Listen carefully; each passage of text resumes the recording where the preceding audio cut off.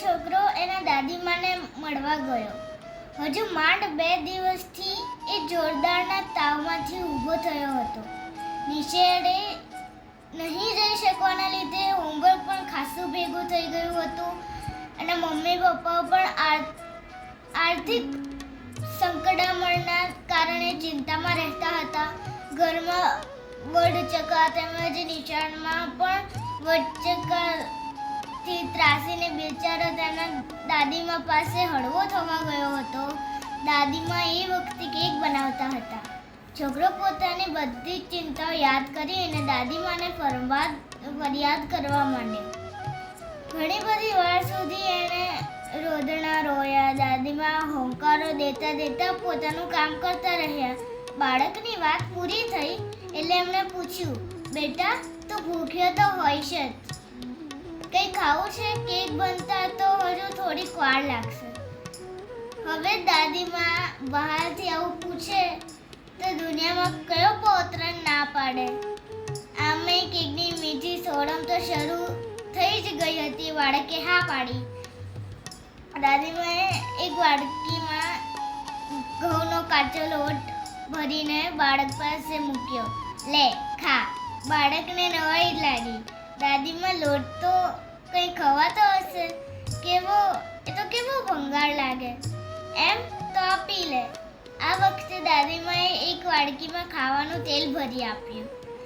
બાળકથી હસી પડાયું. એને થયું કે દાદીમા મજાક કરી રહ્યા છે. એને ના પાડી તો તને ભાવશે જ. આ વખતે દાદીમાએ એને કાચા ઈંડા તોડીને આપ્યા. બાળકને થયું કે નક્કી દાદીમા તેને ચીડવી રહ્યા છે. એના મોઢા પર ગુસ્સાનો ભાવ આવી ગયો તેમજ અણગમાનો ભાવ આવી ગયો. એ બોલ્યો, આવું બધું તો કંઈ ભાવતું હશે. તમે પણ ખરા છો દાદીમા, આ બધી વસ્તુઓ તો ગળે જ ના ઉતરે. દાદીમા આ વખતે ગંભીર બનીને બાળકની આંખમાં જોઈ બોલ્યા, બેટા આ બધી વસ્તુઓ જ કેક બનાવવામાં વપરાય છે, છતાં પણ છૂટી ખાઈએ તો કેટલી ખરાબ લાગે છે નહીં?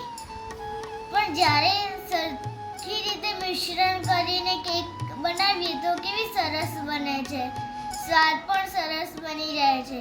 દીકરા મારા, એવી જ રીતે ભગવાનના ઘરનું કામ ચાલે છે.